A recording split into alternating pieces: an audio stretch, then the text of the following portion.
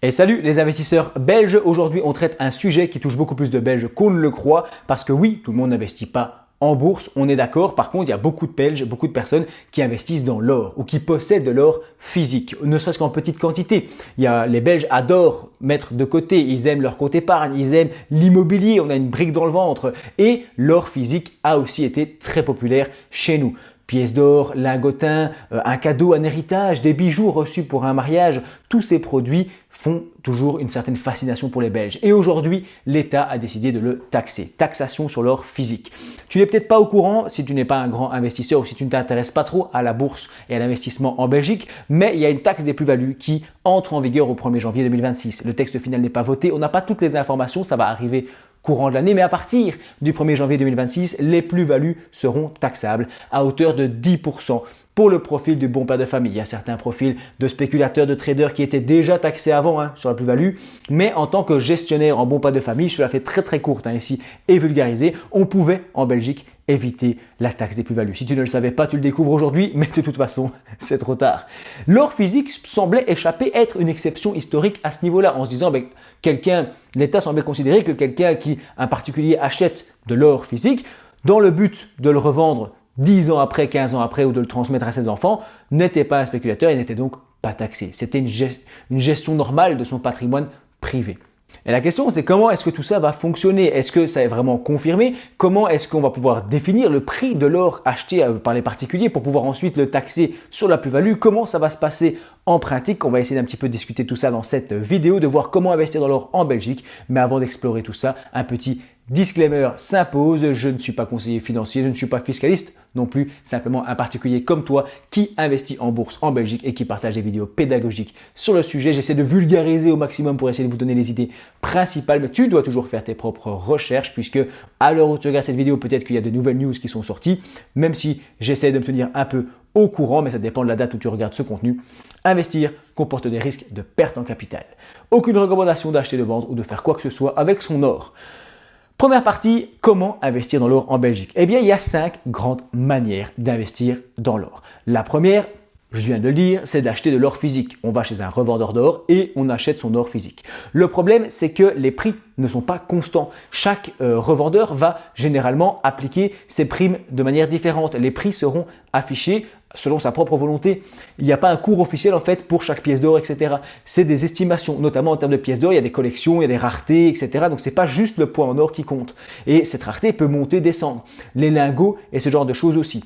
Attention qu'on ne parle pas des bijoux. J'ai bien parlé à un moment d'or d'investissement. Donc dans la loi, parce que j'ai parlé des bijoux tout à l'heure, on parle de l'or d'investissement. Donc tout ce qui est pièces, lingots et ce genre de choses. Pas les bijoux de famille, pas le bracelet de la communion de ton gamin. Non, ça, il n'y a pas de panique.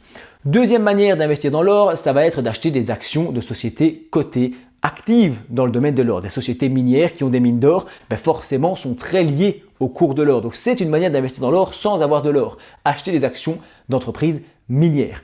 Ensuite, tout ce qui est ETC et ETF, peut-être que tu as déjà entendu parler. Un ETF, c'est en quelque sorte un produit financier qui va rassembler un lot d'actions. Donc, c'est un fonds. Et un ETC, Exchange Traded Commodities, il ne va pas prendre des actions, il va prendre une matière première. Et ici, tu peux avoir un émetteur, donc une grosse société, qui va acheter de l'or, le stocker dans un coffre et te permettre d'acheter une part de cet or. Ces ETC, on les surnomme aussi l'or papier puisque tu n'as pas d'or directement en main, tu es propriétaire indirectement d'or dans le coffre de quelqu'un d'autre. C'est comme si moi, je te vendais une part de mon or précieux que je garde bien précieusement et toi, je te permets d'acheter une part de cet or, de dire tiens, tu me donnes 100 € et voilà, il y a une partie de l'or qui t'appartient. C'est ça un peu le principe d'un ETC, c'est un peu plus complexe que ça, encore une fois c'est vulgarisé. Il y a aussi des ETF qui sont synthétiques, ça veut dire qu'ils vont acheter d'autres produits et garantir la valeur de l'or sans posséder spécialement de l'or. Donc tout ça c'est des choses qui sont un peu plus complexes, mais en gros c'est ça l'idée, on peut investir dans l'or en bourse. Il y a là-dessus de la TOB, il y avait déjà des systèmes de taxation des plus-values si nécessaire et comme tout est tracé, qu'il y a toutes les transactions sur le courtier et le compte titre, c'est assez simple en fait de savoir exactement le prix auquel on l'a payé. Numéro 4, quatrième quatrième manière d'investir dans l'or en Belgique, ce sont les produits dérivés. Là aussi, c'est un peu complexe pour les débutants, mais en gros, il y a des futures, des options, des CFD, des certificats aussi sur l'or et peu de gens en parlent, mais la nouvelle taxe vise également, évidemment, aussi ces produits. La méthode de calcul n'est pas exactement définie, c'est pas encore très clair et même les fiscalistes semblent s'interroger. Cinquième manière d'investir dans l'or, ce sont via des fonds ou des assurances vie. Par exemple, en branche 24 en Belgique, il y a possibilité d'avoir un fonds thématique basé sur l'or. Et l'investisseur ne détient pas d'or directement, mais via le fonds de sa banque ou via ici une assurance vie ou ce genre de produit. Donc voilà, il y a plein de manières d'acheter de l'or en Belgique, c'est tout un écosystème, d'accord? Et l'achat d'or physique, c'est ce qui nous intéresse le plus dans cette vidéo, eh bien lui était généralement exonéré de plus-value, surtout pour les particuliers et les bons pères de famille. Quand je parle de bon père de famille, c'est une manière de gérer son patrimoine. Tu peux être une femme et ou ne pas avoir d'enfants et gérer ton patrimoine en bon père de famille. C'est ça l'idée, la règle fiscale. Petite parenthèse, si tu ne t'y connais pas trop et que ça t'intéresse l'investissement en bourse, n'hésite pas à rejoindre mon site internet. Tu peux y télécharger un e-book boursier gratuit avec des exemples de portefeuille, avec le vocabulaire sur la bourse et tout ça en Belgique. C'est le premier lien en description. Selon les informations disponibles, donc, le gouvernement instaure une taxe de 10% pour ce fameux profil de bon père de famille. Je t'invite toujours à faire tes propres recherches pour bien comprendre tous ces systèmes ou à regarder quelques vidéos de la chaîne. Et on aurait donc une taxe de 10% sur tous nos investissements en bourse, en crypto-monnaie, etc. Mais aussi du coup en or. Les news parlent explicitement de l'or d'investissement. Mais attention, le texte final n'est pas encore publié au Moniteur belge. Quelques petites choses peuvent bouger. Il y a surtout des grosses questions qui restent ouvertes. Plusieurs zones d'ombre. Comment calculer la plus-value quand on n'a pas un prix clair, quand on ne sait plus exactement quand on a acheté? Je viens de le dire, pour un ETF ou un ETC, tu sais, la banque ou le courtier sait te dire, voilà, à tel moment tu as acheté quelque chose, tout est traçable.